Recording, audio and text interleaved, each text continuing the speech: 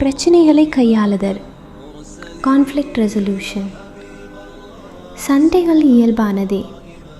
எந்த ஒரு உறவிலும் கருத்து வேறுபாடுகள் மற்றும் சண்டைகள் வருவது இயல்பு. ஆனால் அதை எப்படி கையாளுகிறீர்கள் என்பதுதான் முக்கியம்.